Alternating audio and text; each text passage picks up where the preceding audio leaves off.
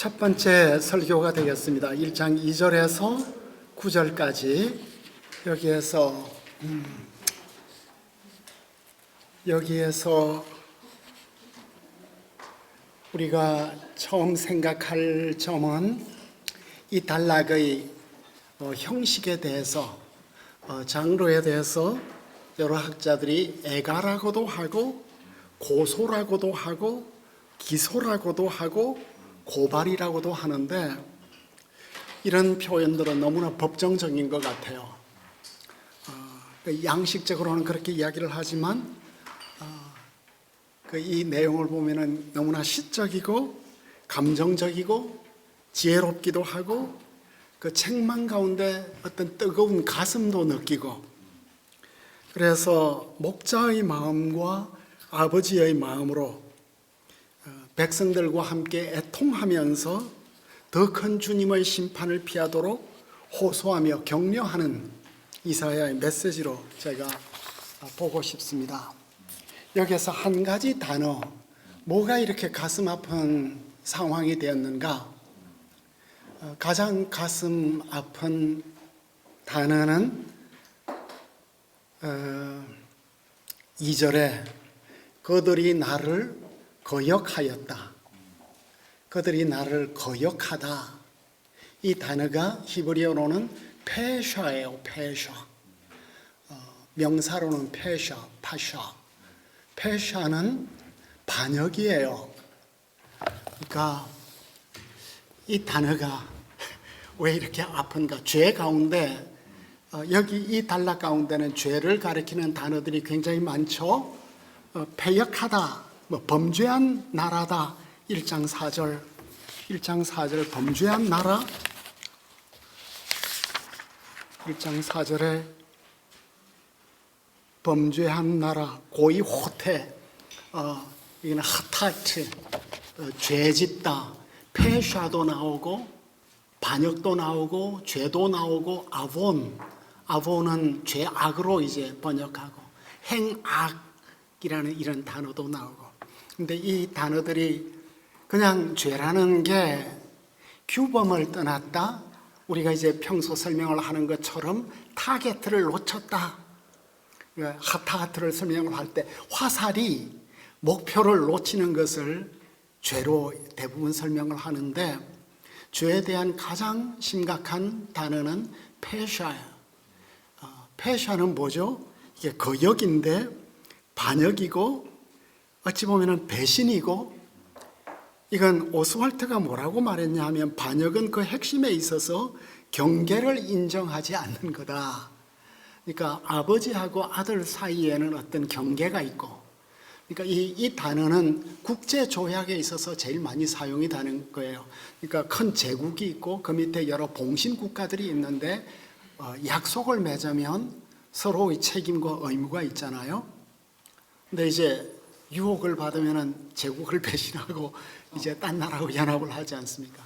그럼 이제 그동안 약속했던, 맹세하고 약속했던 모든 것들을 다 깨는 거예요. 그러니까 하나님과 우리 사이에 근본적인 바운더리가 있는데, 경계선이 있는데, 인간은 늘 거기를 넘어가고 싶어 하죠.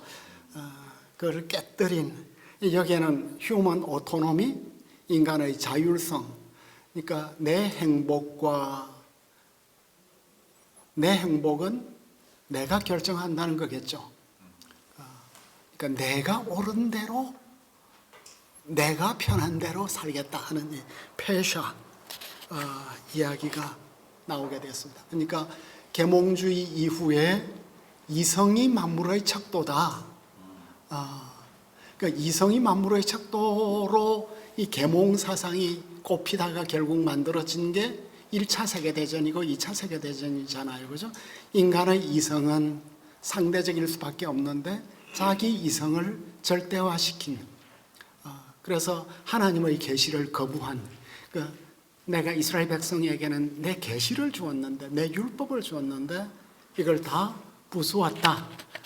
그걸 이제 애통하는 모습이에요. 이 단어가 나타나고 있고, 그래서 너무나 슬프다, 15쪽에 가시면 슬퍼다. 이제 선지자가 소가리를 토해내죠. 슬퍼다 하는 말 속에 놀람이 있고 분노가 있고 고통이 있고 연민이 있고, 우리나라가 도대체 어떻게 이렇게 되었는가? 이것도 나라인가? 이게 나라인가? 이것도 나라인가? 우리가 하듯이 어쩌다 이렇게 되었는가? 죄 많은 나라가 되었고 고이 호태, 그죠? 고이 호태, 허물진 백성이 됐고, 허물이 너무 많아진, 아부오는 죄책이 너무나 많아진 거예요. 행악의 종자가 되었고 부패한 자식이 되었는데, 부패하다, 이 부패하다, 이게 샤트가 사실은 파괴, 파멸을 뜻하거든요.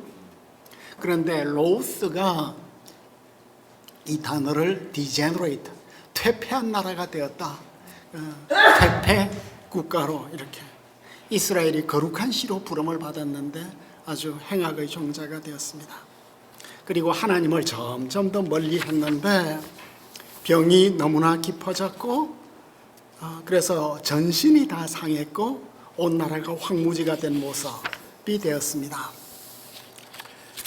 그래서 강의한 18쪽까지 넘어가게 되면 정경적 해석에서 예수님이 사마리아인의 비유를 이야기를 할 때, 사마리아인이 강도 맞은 사람에게, 당한 사람에게 기름과 포도주를 상처에 붓고 싸매고 자기 짐승에 태워갔더라. 이건 고대의 치료법을, 예수님이 치료하는 것하고 이사야의 치료법 사이에 많은 유사성이 있다는 것을 우리가 보고, 결국 이사야의 어떤 실력, 이사야의 실력이 어디에서 나오느냐 하면, 하나님이 우리를 조금 안 남겨두셨으면 우리가 마치 소돔과 고모라처럼 되었을 것이다. 왜 이게 이사야의 실력일까요? 현재의 참상을 오경에서 가져오는 거예요. 창세기에서 가져오는 거예요. 우리의 현재 파괴를 무엇으로 설명할까? 하늘에서 불이 떨어져 가지고 두 도시가 망했는데, 우리의 참상이 그와 같지 않느냐?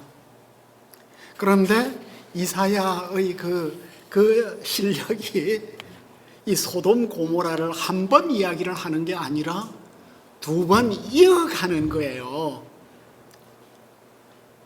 1장 9절에 만군의 여호와께서 우리를 위하여 생존자를 조금 남겨두지 아니하였으면 우리가 소돔 같고 고모라 같았을 것이로다. 로마서에 보면, 로마서 9장 29절에 여러분들의 강의한 19쪽에 보면 이사야가 이 본문을 인용을 하거든요. 그런데 조금이 빠진 거예요. 왜 바울은 조금을 빼고 이사야서를 인용을 했을까요? 왜냐하면 셉튜어진트에 70인경에 조금이 없는 거예요. 그러니까 바울은 여기에 있어서는 70인경을 사용을 했다는 거죠. 70인경 본문을 인용을 했어요. 하나님이 우리에게 씨를, 그러니까 남은 자죠, 씨를 조금 남겨두셨다. 그러니까 하나님은 이 조금 남겨둔 이 씨를 통해서 또 새 출발을 하는 거야. 소돔과 고모라 같았을 것이다. 그런데 소돔과 고모라는 나중에 요한계시록 11장 8절에서는 이제 이사야서에서 예루살렘은 계시록에서 영적으로 상징적으로 예루살렘이라는, 소돔이라는 예루살렘이 된 거예요. 그러니까 계시록은 이 지규를 언유로 만들어 버린 거죠. 그러니까 예루살렘이 예수님을 거부하면서 소돔이 되었고 고모라가 되었다. 그만큼 철저하게 부패했다는 것을 말하고 있는데, 그러면서 10절에 너희 소돔의 관원들아 여호와의 말씀을 들으라. 너희 고모라 백성아 우리 하나님의 법에 귀를 기울여라. 야, 이런 게 너무 절묘한 거예요. 우리 현실을 보면 소돔처럼, 소돔은 완전히 망했지만 우리는 조금 남았는데 왜 이렇게 되었냐? 우리 지도자들이 전부 소돔의 지도자들이 되었다. 소돔의 지도자들은 어떤 지도자였습니까? 소돔의 지도자들은 뭐가 문제였죠? 우리는 소돔 하면 음행을 주로 생각을 하는데 소돔에 대한 전통은 좀 다양하죠. 에스겔서에서는 뭐라고 이야기를 하죠?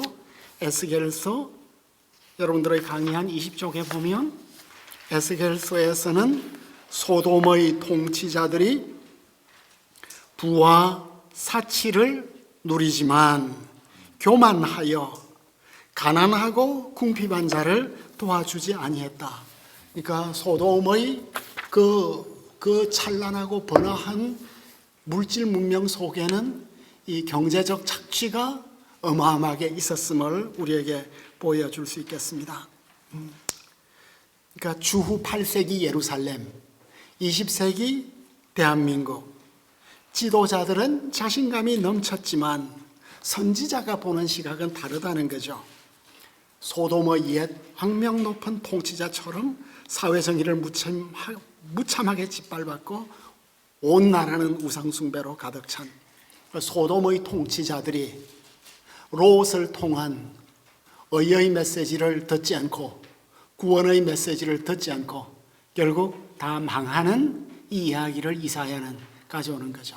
그러니까 이사야가 창세기 스토리를 묵상하고 있다가 그것을 오늘의 예루살렘에 적용을 한 거예요. 그죠? 그래서 드디어 이사야가 우리 하나님의 법에 귀를 기울여라. 토라트 아도나이, 여호와의 토라를, 하나님의 토라를 이제 가져오고 있습니다. 그죠? 이 단어는 센 단어죠. 하나님의 토라는 모세의 법이고 십계명이지만 정경적 관점에서 생각을 하면 모세오경 전부가 되겠습니다. 그죠?